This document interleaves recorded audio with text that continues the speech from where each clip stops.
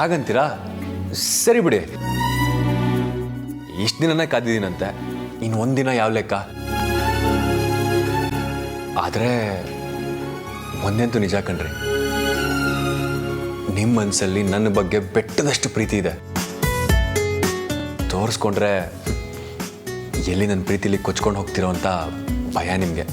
ಅದಕ್ಕೆ ಮೌನಕ್ಕೆ ಶರಣಾಗಿದ್ದೀರಾ ಅಲ್ವಾ? ನನ್ನೊಳಗಿರೋದು ಬೆಟ್ಟದಷ್ಟು ಪ್ರೀತಿ ಅಲ್ವೋ, ಅದು ಮಿಟ್ಟಿರೋ ಸೇಡಿನ ಜ್ವಾಲಾಮುಖಿ. ಅದೇನಾದರೂ ಸ್ಫೋಟ ಆದರೆ ಅದಕ್ಕೆ ಮೊದಲು ಬಲಿಯಾಗೋದು ನೀನೇ ನೀನೇ.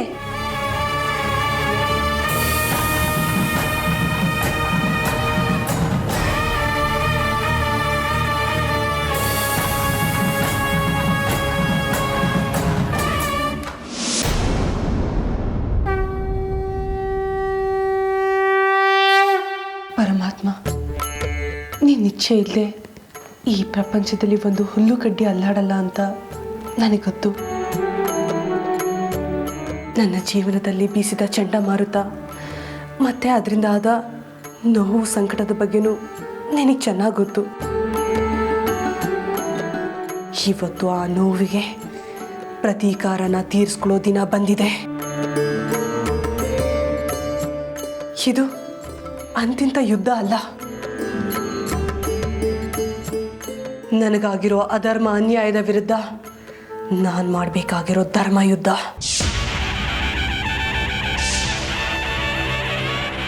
ರಣರಂಗದಲ್ಲಿ ಯಾರೂ ಬಂಧುಗಳಲ್ಲ. ಯಾರೇ ಅನ್ಯಾಯ ಮಾಡಿದ್ರು ಅದರ ವಿರುದ್ಧ ಸೆಟೆದು ನಿಲ್ಲೇಬೇಕು.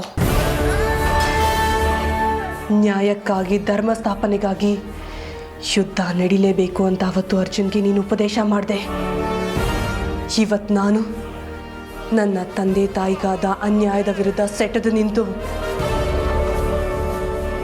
ಯುದ್ಧ ಮಾಡೋದಕ್ಕೆ ಸಿದ್ಧ ಆಗಿ ಈ ಮನೆಗೆ ಸೊಸೆಯಾಗಿ ಬಂದಿದ್ದೀನಿ.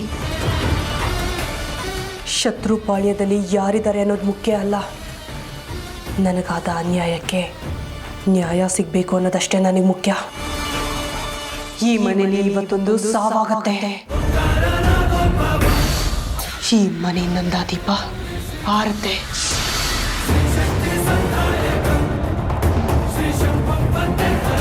ಒಟ್ಟಿನಲ್ಲಿ ಈ ಮನೆಯವರು ಮನೆ ಮಗನ ಕಳ್ಕೊಂಡು ವಿಲವಿಲ ಅಂತ ಒದ್ದಾಡೋದನ್ನ ನಾನು ನೋಡಿ ಆನಂದ ಪಡಬೇಕು. ನನಗೆ ಅದ್ರ ಬಗ್ಗೆ ಯಾವ ಪಶ್ಚಾತ್ತಾಪನೂ ಇಲ್ಲ. ನನಗೆ ಯಾವ ನರಕ ಪ್ರಾಪ್ತಿಯಾದರೂ ಚಿಂತೆ ಇಲ್ಲ. ನಾಗಮಣಿ ಮತ್ತೆ ನಮ್ಮ ಲೋಕಕ್ಕೆ ಸೇರಬೇಕು. ನಮ್ಮಪ್ಪ ಅಮ್ಮನ ಆತ್ಮಕ್ಕೆ ಶಾಂತಿ ಸಿಗಬೇಕು. ನನಗೆ ಆಶ್ರಯ ಕೊಟ್ಟ ಮನೆಗೆ ನಾನು ಋಣಿಯಾಗಿರಬೇಕು. ಇಷ್ಟು ಬಿಟ್ಟರೆ ನನಗಿನ್ಯಾವ ಸಂಬಂಧನೂ ಇಲ್ಲ, ಮೋಹನೂ ಇಲ್ಲ, ಯಾರ ಬಗ್ಗೆನೂ ಅನುಕಂಪನೂ ಇಲ್ಲ. ಭಗವಂತ, ನಿನ್ನ ಕೃಪೆ ನನ್ನ ಮೇಲಿರಲಿ. ನಿನ್ನನ್ನು ನಂಬದವ್ರನ್ನ ಕೈ ಬಿಡಲ್ಲ ಅಂತ ಎಷ್ಟೋ ಸಾರಿ ನಿರೂಪಿಸಿದ್ಯಾ. ಈಗಲೂ ನಾನು ನಿನ್ನನ್ನೇ ನಂಬಿದ್ದೀನಿ. ದುಷ್ಟರ ಕೈ ಮೇಲಾಗೋದಕ್ಕೆ ಬಿಡಬೇಡ.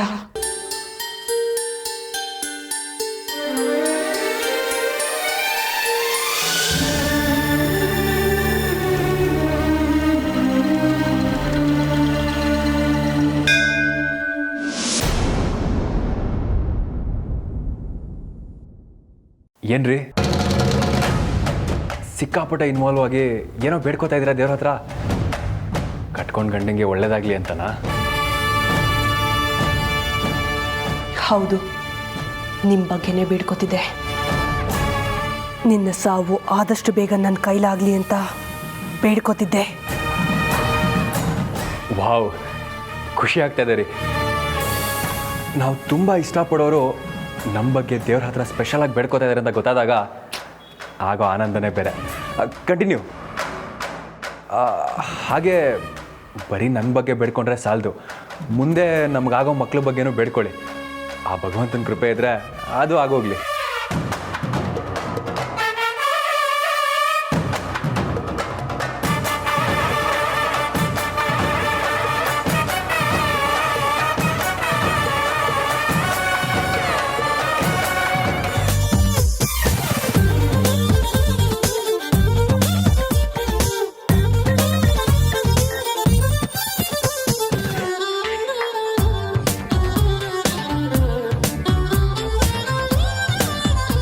ಎಷ್ಟು ಆಟ ಆಡಿಸ್ಬಿಟ್ರಿ ಅಲ್ಲ.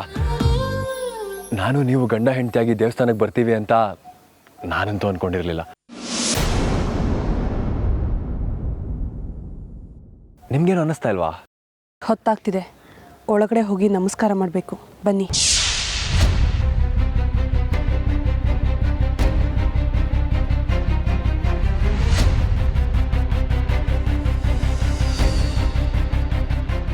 ಯಾವಾಗಲೂ ಅರ್ಜೆಂಟಲ್ಲೇ ಇರ್ತೀರಾ.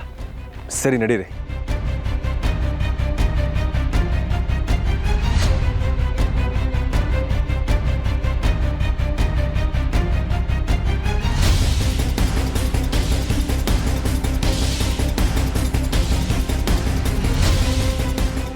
ಬರ್ರ, ಇಲ್ಲ ನಾವು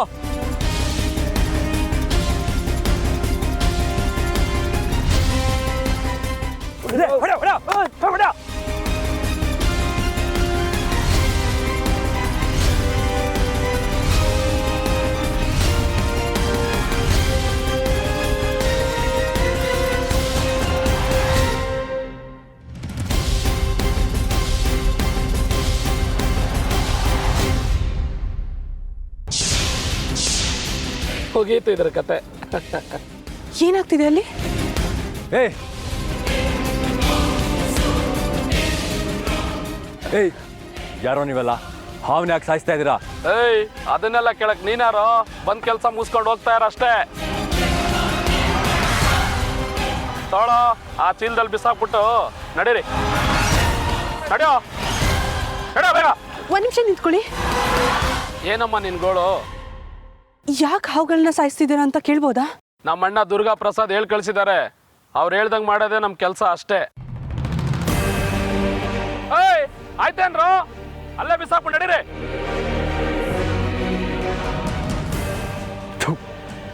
ಎಷ್ಟು ದರಿದ್ರ ಜನಗಳು. ಪಾಪ ಹಾವು ಇವ್ರಿಗೇನು ಅನ್ಯಾಯ ಮಾಡಿತು ಅಂತ ಹೊಡೆದಾಗ್ತಾ ಇದ್ದಾರೆ. ಓಂ ನಮಃ ಶಿವಾಯ.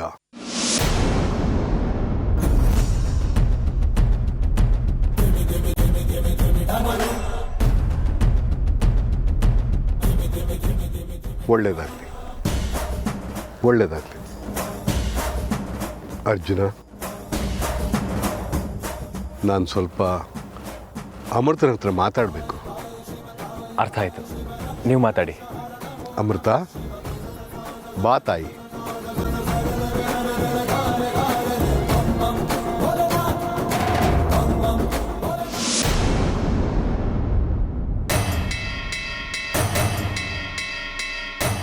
ಆಯ್ತೇನ್ರೋ?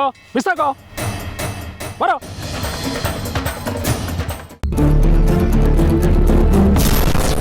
ಏನ್ ಮಾಡ್ಲಿ, ಏನ್ ಮಾಡ್ಲಿ? ಹೊಸ ಆಪತ್ತು ಬಂದಿದ್ರಾಗಿದೆಯಲ್ಲ, ಹೇಗೋ ಮಾಡಿ ನಾನೇ ರಾಕೇಶ್ ಅಂತ ಮನೆಯವ್ರನ್ನೆಲ್ಲ ನಂಬಿಸಿದ್ದೆ. ಈಗ ನೋಡಿದ್ರೆ ಯಾವನೋ ನಿಜವಾದ ರಾಕೇಶ ಬರ್ತಾ ಇದ್ದಾನಲ್ಲ. ಅವ್ನು ಈಗಲೇ ಬರ್ಬೇಕಾಗಿತ್ತ. ಅವನು ಒಂದ್ ವೇಳೆ ಮನೆಗೆ ಬಂದ್ಬಿಟ್ರೆ ನನ್ನ ನಿಜವಾದ ಬಣ್ಣ ಬಯಲಾಗುತ್ತಲ್ಲ, ಮನೆಯಿಂದ ಓಡಿಸ್ತಾರೆ. ಆಗ ನಾನು ನಾಗನಿನ ಬೇಟೆ ಆಡೋದು, ನಾಗಮಣಿನ ಹುಡುಕೋದು ಸಾಧ್ಯವಾಗಲ್ಲ, ಸಾಧ್ಯವಾಗಲ್ಲ.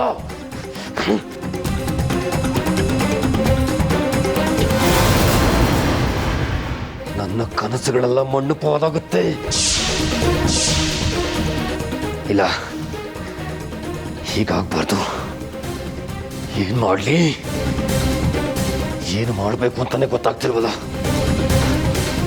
ಏ ರಾಕೇಶ, ಯಾಕೋ ನೀನು ಯಾಕೋ ಈ ಮನೆಗೆ ಬರ್ತಾ ಇದೆಯಾ? ಎಲ್ಲಿದ್ದೆ ಇಷ್ಟು ದಿನ? ಇಲ್ಲ, ಅವನು ಈ ಮನೆಗೆ ಬರೋದಕ್ಕೆ ಬಿಡಬಾರ್ದು, ಬಿಡಬಾರ್ದು. ಇಲ್ಲ, ಇವನಿಗೇನಾದರೂ ವ್ಯವಸ್ಥೆ ಮಾಡಬೇಕು. ಮಾಡ್ತೀನಿ, ಮಾಡ್ತೀನಿ.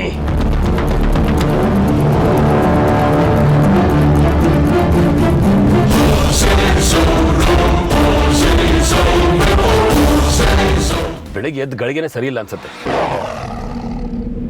ಸುತ್ತಮುತ್ತ ನೋಡೋರು ಯಾರು ಕಾಣಿಸ್ತಾ ಇಲ್ಲ. ಛೆ,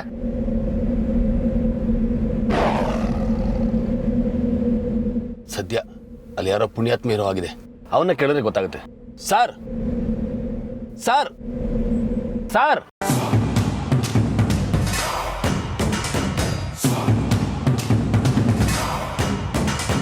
ಸರ್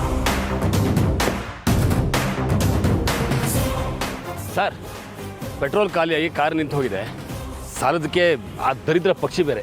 ಛೇ, ನಾನು ಬೇಗ ಮನೆಗೆ ಹೋಗಬೇಕು. ಒಂದು ಹೆಲ್ಪ್ ಮಾಡ್ತೀರಾ ಸರ್? ಹೊರಟೋಗ್ತಾ ಇರು, ಹೇಳ್ದೆ ತಾನೆ ಹೊರಟೋಗ್ತಾ ಇರ್ಬೇಕು. ಸರ್ ಮಾತಾಡ್ಬೇಡ, ಹೊರಟೋಗು ಅಂತ ಹೇಳ್ದೆ ತಾನೆ. ಯಾಕೆ? ನಾನು ಯಾಕೆ ಹೋಗಬೇಕು? ನಾನು ಈ ಊರಿಗೆ ಬಂದಿರೋದು ಬಿಸ್ನೆಸ್ ಮಾಡಿ ಸೆಟ್ಲ್ ಆಗೋದಕ್ಕೆ. ಇಷ್ಟಕ್ಕೂ ಇದನ್ನೆಲ್ಲ ಹೇಳೋದಕ್ಕೆ ನೀವು ಯಾರು? ಏಯ್, ಜಾಸ್ತಿ ಮಾತಾಡ್ಬೇಡ, ಹೊರಟೋಗು ಅಂತ ಹೇಳ್ದೆ ತಾನೆ. ಯಾವ ದಾರಿಲಿ ಬಂದಿಯೋ ಅದೇ ದಾರಿಲಿ ಹೊರಟೋಗ್ತಾ ಇರ್ಬೇಕು. ಏಯ್, ಯಾರು ನೀನು? ನನ್ನನ್ನೇ ಹೆದರಿಸ್ತೀಯಾ? ಇಷ್ಟಕ್ಕೂ ನಾನು ಯಾರಂತ ನಿನಗೆ ಗೊತ್ತಾ?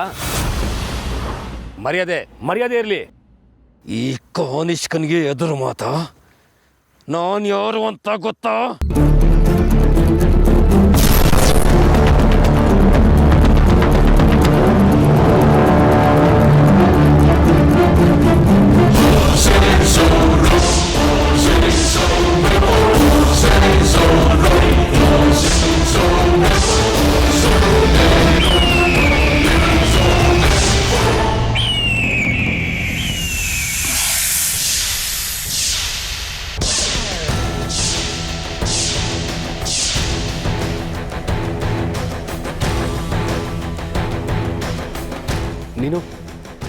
ನೀನು ಯಾರೋ ಮನುಷ್ಯ ಅಲ್ಲ.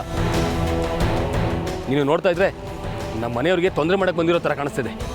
ಈಗಲೇ ಅತ್ತೆ ಫೋನ್ ಮಾಡಿ ಹೇಳ್ತೀನಿ.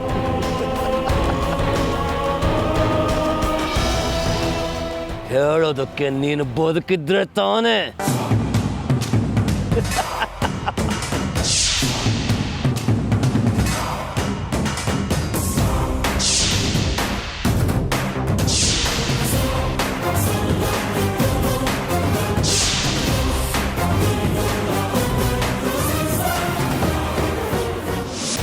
ಗುರುಗಳೇ, ನೀವೇನು ಆಶೀರ್ವಾದ ಮಾಡಿದ್ರಿ ಅಂತ ನಿಮಗೆ ಗೊತ್ತಾ? ನಾನೇನು ಆಡೋಲ್ಲಮ್ಮ, ನನ್ನ ಮೂಲಕ ಆ ಭಗವಂತ ಆಡಿಸ್ತಾನೆ ಅಷ್ಟೇ. ಗುರುಗಳೇ, ಅದು ಸಾಧ್ಯ ಇಲ್ಲ. ನಾನಿಲ್ಲಿಗೆ ಯಾವ ಕಾರಣಕ್ಕೆ ಬಂದಿದ್ದೀನಿ ಅಂತ ನಿಮಗೂ ಚೆನ್ನಾಗಿ ಗೊತ್ತು. ಮದುವೆ, ಮನೆ, ಮಕ್ಕಳು ಅಂತ ಸರ್ಸ ನಡೆಸೋದಕ್ಕೆ ಬಂದಿಲ್ಲ ನಾನಿಲ್ಲಿ. ಸೇಡು ತೀರಿಸ್ಕೊಳ್ಳೋದಕ್ಕೆ ಬಂದಿದ್ದೀನಿ. ನಾವು 1000 ಅಂದ್ಕೊಂಡ್ರು ಕೊನೆಗೆಲ್ಲವೂ ಅವನಿಚ್ಛೆಯಂತೆ ನಡೆಯುವುದು ಅಮೃತ. ಅದು ನಿನಗೂ ಗೊತ್ತಲ್ವಾ? ಆದರೆ ನಾನು ಮಾಡೋದಕ್ಕೆ ಹೊರಟಿರೋ ಕೆಲಸಕ್ಕೆ ಇವತ್ತು ಅವನ ಅನುಮತಿ ಸಿಕ್ಕಿದೆ ಗುರುಗಳೇ. ನನ್ನ ಉದ್ದೇಶಕ್ಕೆ ಆ ಪರಮೇಶ್ವರ ಕೂಡ ಹಸಿರು ನಿಶಾನೆ ತೋರಿಸಿದ್ದಾನೆ. ಹಾಗಾದ್ರೆ ಸರಿ ಬಿಡು, ಮತ್ತ್ಯಾಕೆ ಈ ಕೋಪ, ಆವೇಶ, ಅನುಮಾನ? ಗುರುಗಳೇ, ನಾಗಮಣಿ ಪಡ್ಕೊಳ್ಳೋ ನನ್ನ ಹೋರಾಟದಲ್ಲಿ ನಾನು ಯಾವ ಅಪಾಯಕ್ಕೆ ಬೇಕಾದರೂ ಸಿಕ್ಕಾಕೋಬಹುದು ಅಂತ, ನನ್ನ ರಕ್ಷಣೆಗೆ ಆ ಪರಮೇಶ್ವರ ನಿಮ್ಮನ್ನ ಕಳಿಸಿದ್ದಾನೆ ಅಂತ ನನಗೆ ಗೊತ್ತು. ನೀವು ನನ್ನನ್ನು ಅಂತ ಎಲ್ಲ ಅಪಾಯ ಸಂದರ್ಭದಲ್ಲೂ ಕಾಪಾಡಿದ್ದೀರ ಅನ್ನೋದು ಸತ್ಯ. ಆದರೆ ಒಂದು ಮಾತು, ನಾಗಮಣಿ ಪಡ್ಕೊಳ್ಳೋ ನನ್ನ ಈ ಹೋರಾಟದಲ್ಲಿ ಯಾರೇ ಅಡ್ಡ ಬಂದರೂ ಸರಿ, ಅದು ನೀವೇ ಆದರೂ ನಾನು ಎಲ್ಲವನ್ನು ಮರಿಬೇಕಾಗುತ್ತೆ. ಇದನ್ನ ಎಚ್ಚರಿಕೆ ಅಂತ ಬೇಕಾದರೂ ತಿಳ್ಕೊಳ್ಳಿ. ನಾನು ಉದ್ದಟತನದಲ್ಲಿ ಮಾತಾಡ್ತಿರ್ಬೋದು, ಅದು ನನಗೂ ಗೊತ್ತು. ಆದರೆ ಅದಕ್ಕೆ ಕಾರಣ ನಿಮಗೆ ಎಲ್ಲ ಗೊತ್ತಿದ್ದು ನೀವು ಮಾಡಿದ ಆಶೀರ್ವಾದ. ಹೇಳಿದ್ನಲ್ಲಮ್ಮ, ಆ ಭಗವಂತ ಆಡಿಸಿದ ಹಾಗೆ ಆಡೋನು ಮಾತ್ರ ನಾನು. ಇಲ್ಲ, ಅದು ಮಾತ್ರ ಯಾವುದೇ ಕಾರಣಕ್ಕೂ ಸಾಧ್ಯ ಇಲ್ಲ. ನಾನಿಲ್ಲಿ ಯಾವ ಬಹುಬಂಧನಕ್ಕೂ ಸಿಕ್ಕಾಕೊಳಕ್ ಬಂದಿಲ್ಲ ಅಂತ ನಿಮಗೂ ಚೆನ್ನಾಗಿ ಗೊತ್ತು. ಅದು ನನ್ನ ಉದ್ದೇಶ ಅಲ್ಲ. ನನ್ನ ಉದ್ದೇಶ ಬೇರೆನೆ.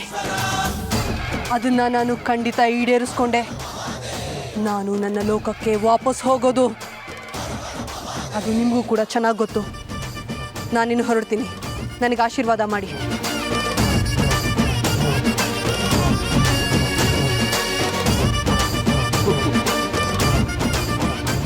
ನಿನ್ನಿಚ್ಛೆ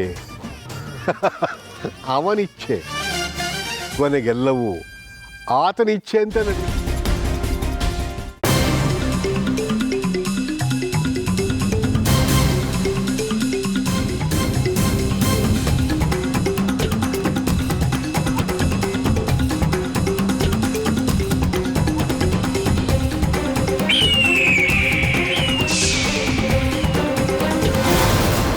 ಓ ಒಂದೇ ಕನಿಷ್ಕ ಬಾ. ಏನು ಇತ್ತೀಚೆಗೆ ತುಂಬ ಬುದ್ಧಿವಂತ ಆಗಿದೆಯಲ್ಲ? ಯಾಕೆ ಬಾಬಾ, ನನ್ನ ಬುದ್ಧಿಶಕ್ತಿ ಮೇಲೆ ನಿಮಗೆ ಅನುಮಾನಗಳಿರೋ ಹಾಗಿದೆಯಲ್ಲ? ನಿನ್ನ ಬುದ್ಧಿವಂತಿಕೆಯ ಮೇಲೆ ಅನುಮಾನ ಅನ್ನೋದಕ್ಕಿಂತ ನಿನ್ನ ಅತಿ ಬುದ್ಧಿವಂತಿಕೆಯ ಕೆಲಸಗಳ ಮೇಲೆ ಅನುಮಾನ ಬರ್ತಾ ಇದೆ ನನಗೆ. ಏನು ಇವತ್ತು ನಿಮ್ಮ ಮಾತಿನ ದಾಟಿ ಬೇರೆ ಥರನೇ ಇದೆ? ನಿನ್ನ ವರ್ತನೆ ದಿನದಿಂದ ದಿನಕ್ಕೆ ಬೇರೆ ಆಗ್ತಾ ಇರೋದ್ರಿಂದ ನನ್ನ ಮಾತುಗಳ ಮೇಲೆ ನಿನಗಾಗ ಅನ್ಸೋದ್ರಲ್ಲಿ ಆಶ್ಚರ್ಯ ಏನೂ ಇಲ್ಲ. ಈ ರೀತಿ ಸುತ್ತಿ ಬಳಸಿ ಸಮಯ ವ್ಯರ್ಥ ಮಾಡ್ತಿರೋ ಅಥವಾ ನೇರ ವಿಚಾರಕ್ಕೆ ಬರ್ತಿರೋ? ಸಾಕು ಮಾಡು ನಿನ್ನ ನಾಟಕನ ಕಪಟಿ. ಮಾಡೋದ್ನೆಲ್ಲ ಮಾಡಿ ಏನು ಗೊತ್ತಿಲ್ದಿರೋ ಹಾಗೆ ನಾಟಕ ಮಾಡ್ತಿದ್ಯಾ? ಬಾಬಾ, ನೀವು ಯಾರ ಮುಂದೆ ಮಾತಾಡ್ತಿದ್ದೀರಾ ಗೊತ್ತಿದ್ಯಾ? ನಾನು ತಕ್ಷಕ ವಂಶದ ಅಧಿಪತಿ. ನೀನು ತಕ್ಷಕ ವಂಶದ ಅಧಿಪತಿನೇ ಆಗಿರ್ಬೋದು, ಆದ್ರೆ ಈಗ ನೀನು ಇಲ್ಲಿರೋದು ನನ್ನ ಲೋಕದಲ್ಲಿ. ನಿನ್ನನ್ನು ಕರ್ಸಿದ್ದು ನಾನು ಇರಬಹುದು, ಆದ್ರೆ ನಾನು ನಿಮ್ಮ ಅಡಿಯಾಳಲ್ಲ ಅನ್ನೋದು ನೆನಪಿರಲಿ. ಶಕ್ತಿಯಲ್ಲಿ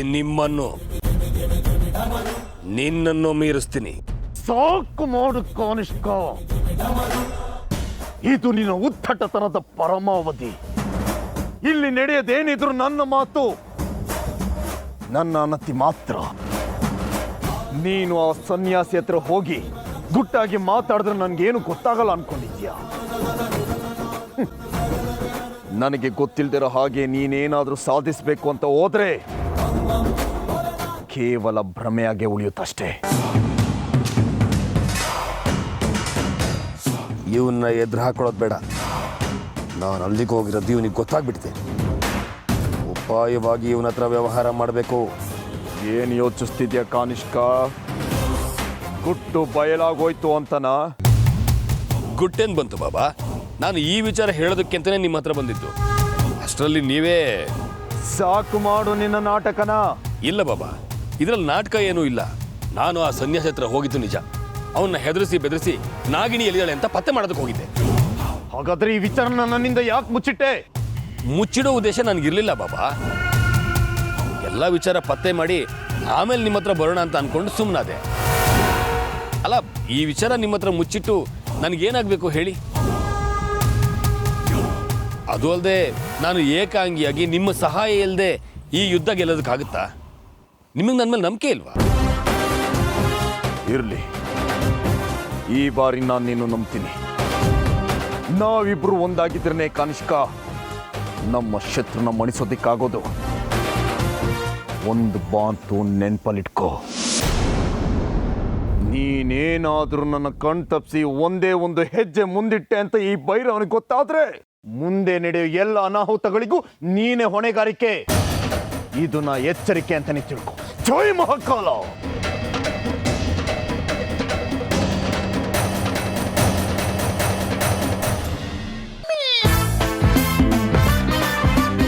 ಪರವಾಗಿಲ್ಲ, ನಮ್ಮ ಮನೆಯವರು ನಾನೇನು ಹೇಳ್ದೇನೆ ನನ್ನ ತುಂಬ ಚೆನ್ನಾಗಿ ಅರ್ಥ ಮಾಡ್ಕೊಂಡಿದ್ದಾರೆ. Good good. ಬಟ್ಟೆ ಪ್ಯಾಕ್ ಮಾಡ್ಕೋಬೇಕು. ಮೊದಲು ನನ್ನ ಫೇವ್ರೆಟ್ ಜೀನ್ಸ್ ತೊಗೋಬೇಕು. ಹಾಗೆ ಒಂದೆರಡು ಪುಲೋರ್ಸ್, ತುಂಬ ಚಳಿ ಇರುತ್ತೆ. ನನ್ನ ಕೋಟು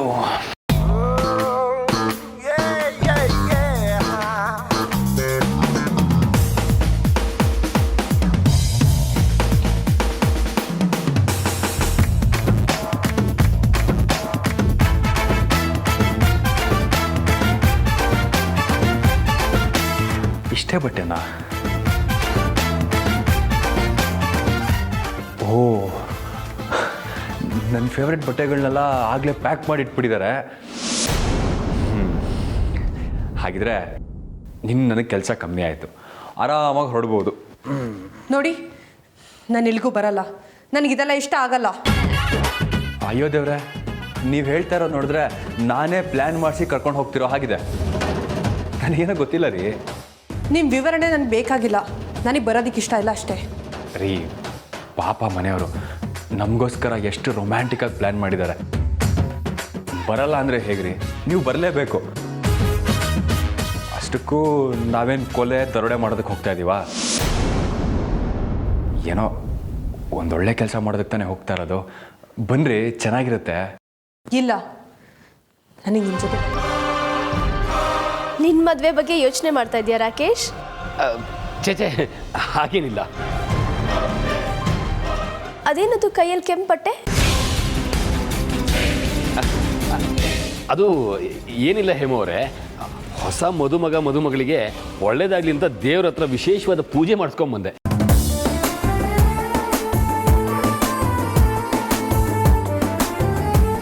ಸರಿ ಸರಿ ಅರ್ಜುನ್, ಹೊರಡ್ರಪ್ಪ ಬೇಗ, ಕಟ್ಲಾಗೋಕೆ ಮುಂಚೆ ಅಲ್ಲಿ ತಲುಪಿಡಿ.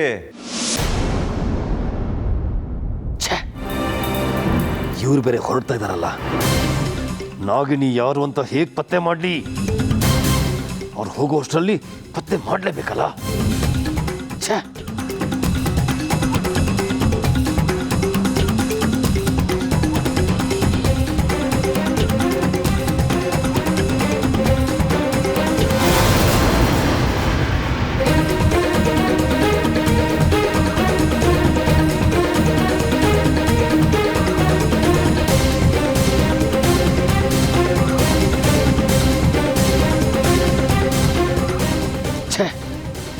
ಇವ್ರು ಯಾರೂ ಅಲ್ಲ. ಇನ್ನು ಉಳಿದಿರೋದು ಅರ್ಜುನ್ ಅಮೃತ ಇಬ್ರೇ. ಅಕ್ಕ, ಎಲ್ಲ ಸರಿ, ಅರ್ಜುನ್ ಅಮೃತ ಸುತ್ತಾಡಕ್ಕೆ ಹೋಗ್ತಿದ್ದಾರೆ. ಹಾಗಾದ್ರೆ ಕಾರ್ ಓಡಿಸೋರು ಯಾರು? ಇದೇನು ಚಿಕ್ಕಮ್ಮ ಹೀಗೆ ಹೇಳ್ತಾ ಇದ್ದೀರಾ? ನನಗೇನು ಡ್ರೈವಿಂಗ್ ಹೊಸ್ತಾ? ವಾಣಿ ಹೇಳ್ತಾರದು ಸರಿಯಾಗೇ ಇದೆ ಕಣೋ. ನೀನು ಡ್ರೈವ್ ಮಾಡ್ತಾ ಇದ್ರೆ ಅಮೃತಂಗೆ ನಿಂಗೆ ಸಮಯ ಕೊಡೋಕ್ಕಾಗೋದೇ ಇಲ್ಲ. ಬೇಡ ಬೇಡ, ನೀನು ಡ್ರೈವ್ ಮಾಡೋದು ಬೇಡ. ಆಮೇಲೆ ಮಕ್ಕಳ ಮೇಲೆ ಯಾರ್ದಾದ್ರೂ ದೃಷ್ಟಿ ಬಿದ್ದುಬಿಟ್ರೆ ನಿನ್ನ ಜೊತೆ ಯಾರನ್ನಾದ್ರೂ ಕಳ್ಸೋಣಪ್ಪ. ಅಮ್ಮ ಏನಮ್ಮ, ಯಾರಾದರೂ ಬಂದರೆ ನಮ್ಮ ಪ್ರೈವಸಿ ಹಾಳಾಗಲ್ವಾ? ಹೌದು, ಹೇಮಾವಾಣಿ ಹೇಳ್ತಾ ಇರೋದು ಸರಿಯಾಗೇ ಇದೆ. ಅರ್ಜುನ್, ನೀನು ಕಾರ್ ಓಡಿಸೋದು ಬೇಡ. ಮೊದಲೇ ಈ ಮನೇಲಿ ಆಗಬಾರ್ದದ್ದೆಲ್ಲ ಆಗ್ತಾ ಇದೆ. ಯಾರೇ ದೃಷ್ಟಿ ಹೇಗಿರುತ್ತೋ ಏನೋ.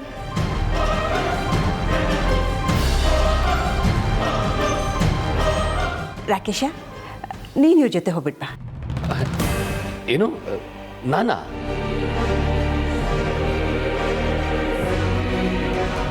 ಅಮೃತ ಬಗ್ಗೆ ತಿಳ್ಕೊಳ್ಳೋದಕ್ಕೆ ಒಂದು ಒಳ್ಳೆ ಅವಕಾಶ ತಾನಾಗಿಯೇ ಬಂದಿದೆ. ಹ್ಞೂ, ಆಫೀಸಲ್ಲಿ ನನಗೂ ತುಂಬ ಕೆಲಸ, ಇಲ್ಲಾಂತಿದ್ರೆ ನಾನೇ ಹೋಗ್ತಿದ್ದೆ. ರಾಕೇಶ್, ನೀವು ಹೋಗೋದೇ ಸರಿ, ನೀವು ಹೋಗೋದೇ ಪರ್ಫೆಕ್ಟು. ನೀವು ಜೊತೆಲಿದ್ದರೆ ನಮಗೂ ಸೇಫ್ ಅನ್ಸುತ್ತೆ. ನೀವೆಲ್ಲ ಇಷ್ಟೊಂದು ಹೇಳ್ತಾ ಇರಬೇಕಾದ್ರೆ ನನಗೂ ಓಕೆನೆ. ಆದರೆ ಅರ್ಜುನ್ ಅಮೃತ ಒಬ್ಬೇಕಷ್ಟೇ. ಗಾಬರಿ ಆಗ್ಬೇಡ ಅರ್ಜುನ್, ನಂದೇನಿದ್ರು ಡ್ರೈವಿಂಗ್ ಕೆಲಸ ಅಷ್ಟೇ, ನಿಮಗೆ ಡಿಸ್ಟರ್ಬ್ ಮಾಡಲ್ಲ ನಾನು. ಸರಿ ಆಗಿದ್ರೆ ನಾವು ಹೊರಡ್ತೀವಿ, ಹೊತ್ತಾಗುತ್ತೆ. ಅಮೃತ ಅವರೇ, ನಡೀರಿ.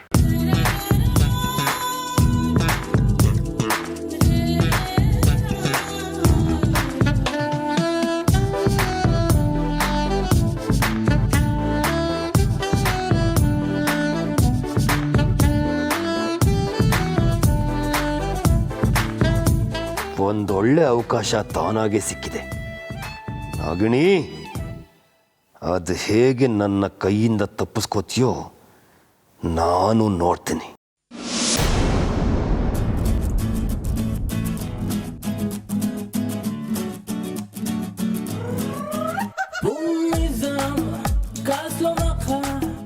ತುಂಬ ಥ್ಯಾಂಕ್ಸ್ ರಾಕೇಶ್ ಅವರೇ. ಥ್ಯಾಂಕ್ಸಾ? ಅದೆಲ್ಲ ಯಾಕೆ ಅರ್ಜುನ್?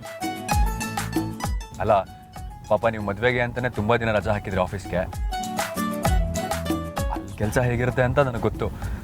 ಅಂಥದ್ರಲ್ಲಿ ನೀವು ಸಮಯ ಮಾಡ್ಕೊಂಡು ನಮ್ಮ ಜೊತೆ ಬಂದ್ರಲ್ಲ, ಅಂದರೆ ನನ್ನನ್ನು ನೀನು ನಿಮ್ಮ ಮನೆಯವನು ಅಂತ ತಿಳ್ಕೊಂಡಿಲ್ಲ ಅಂತ ಅರ್ಥ ಆಯಿತು. ಚೇಚೆ, ಹಾಗೆ ಅನ್ಕೋತೀರಾ? ಇನ್ನೇನು ಮತ್ತೆ, ನೀ ನನ್ನನ್ನು ನಿಮ್ಮ ಮನೆಯವರಲ್ಲಿ ಒಬ್ಬ ಅಂತ ಅನ್ಕೊಂಡಿದ್ರೆ ಹೀಗೆ ಹೇಳ್ತಾ ಇದೆಯಾ?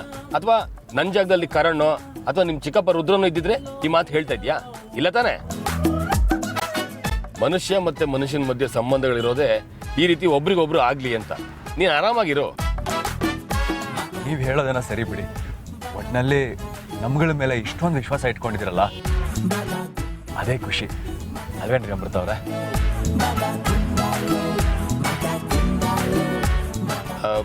ಅದೆಲ್ಲ ಸರಿ, ಈಗ ನಿಮ್ಮಿಬ್ರು ಲವ್ ಸ್ಟೋರಿ ಬರೋಣ.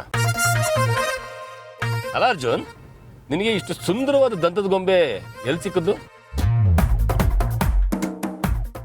ಅಯ್ಯೋ ಅದೊಂದು ದೊಡ್ಡ ಕಥೆ, ಇವಾಗ ಯಾಕೆ ಆ ಪ್ರಶ್ನೆ? ಹಾಗೇನಿಲ್ಲಪ್ಪ, ಈಗಿನ ಕಾಲದಲ್ಲಿ ಇಷ್ಟೊಂದು ಸುಂದರವಾದ ಸುಸಂಸ್ಕೃತಿ ಇರುವಂಥ ಹುಡುಗಿ ಸಿಗೋದು ತುಂಬ ಕಷ್ಟ ಅಲ್ವಾ?